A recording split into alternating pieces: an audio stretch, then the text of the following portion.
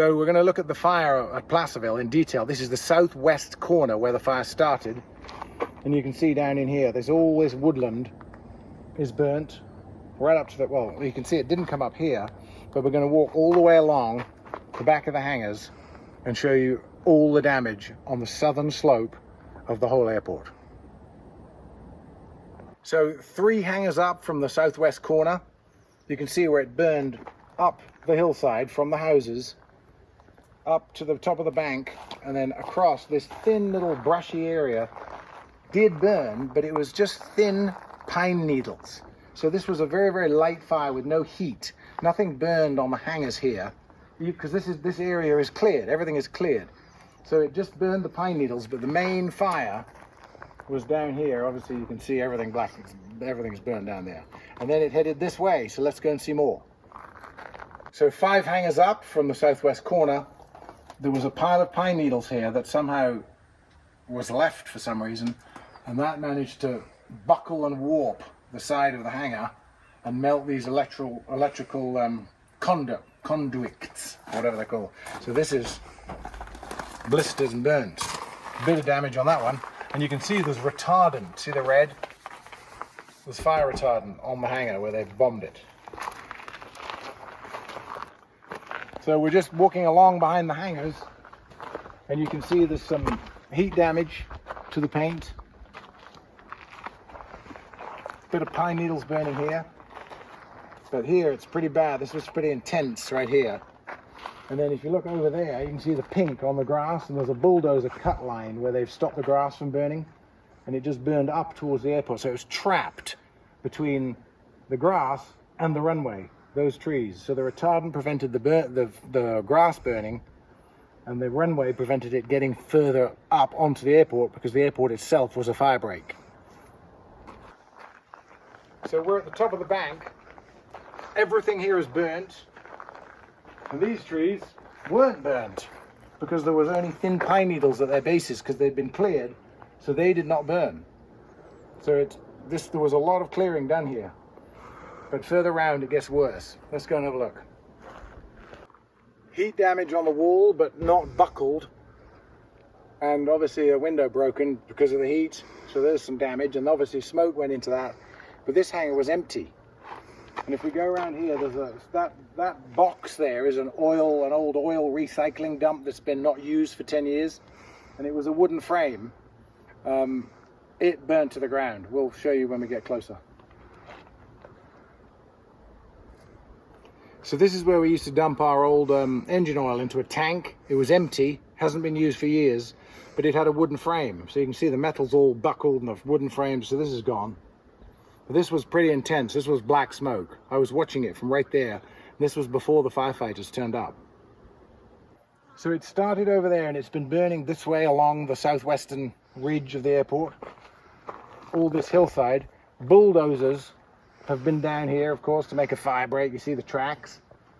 And there are houses down there, a lot of houses down there, but they stopped it before that. That power pole was saved.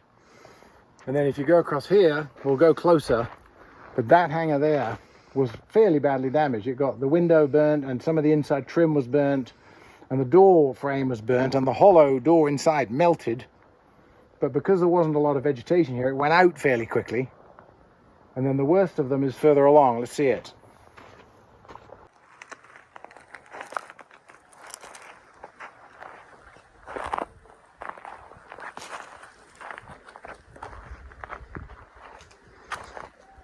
So this is the end of the big box hangars in the southwest corner before it turns into T hangars. And this one was probably the worst damage because its floor is below those windows, and it's built on a hill with a cavity underneath it, which was wooden.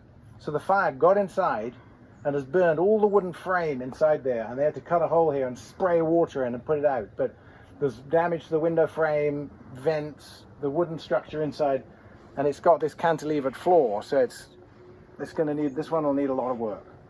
But that's the worst of them. And then the whole thing's covered in, they're green, but it's a pink hangar now because of the retardant on it.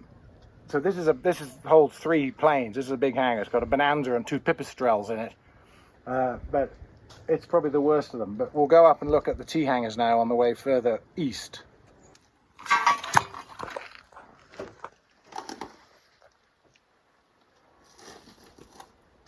This is that same hangar with the floor line there. So below it is this basement with dirt in. That is not bad. There's a wall. Beyond that wall is inside there. And that's much worse. So my initial assessment was no hangars damaged. Well, there were hangars damaged, we've seen them. No planes were damaged. This is the front of those hangars we've just looked at.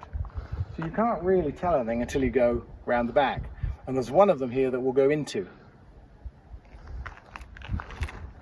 The fire came up behind this whole line of T hangars, but it was far enough back to not really do any substantial damage.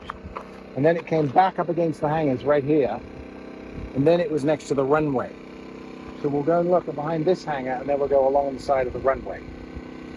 So this is the back of that row of T hangars, and people were commenting, brush clearance, you got to have a gap, defensible space. Well, there's 15 feet of defensible space with trees, and it didn't burn. So this all worked. This is the back of that row. And then down in here, this is like woodland, which you would not clear as defensible space because we live in the forest.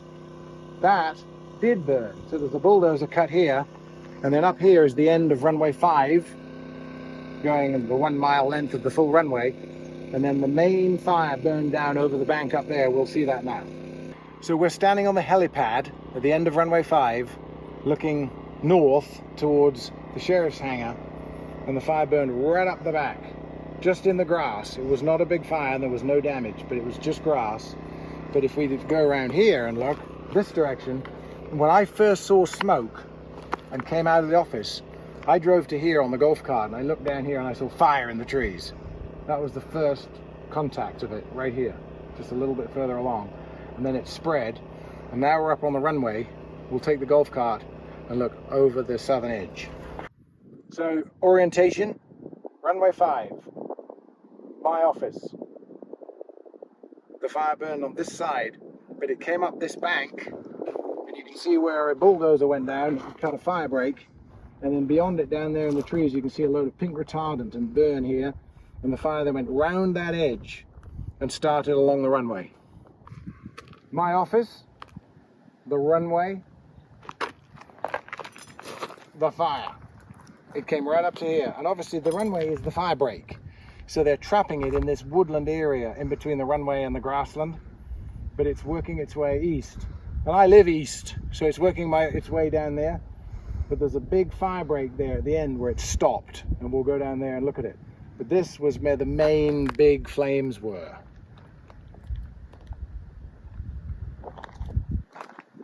So we're on the golf cart, and this is just grassland on the right. So this burned very quickly at very low heat, but it's now gone.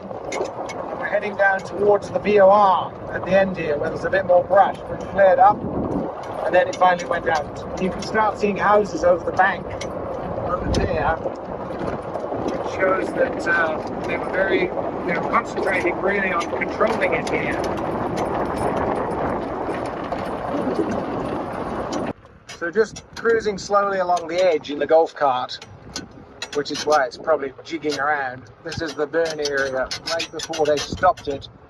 And to give you orientation, there's the VOR, which is down at the end of 2-3. We'll have a quick look up there, and then we'll call it quits, because that's the whole burn scar.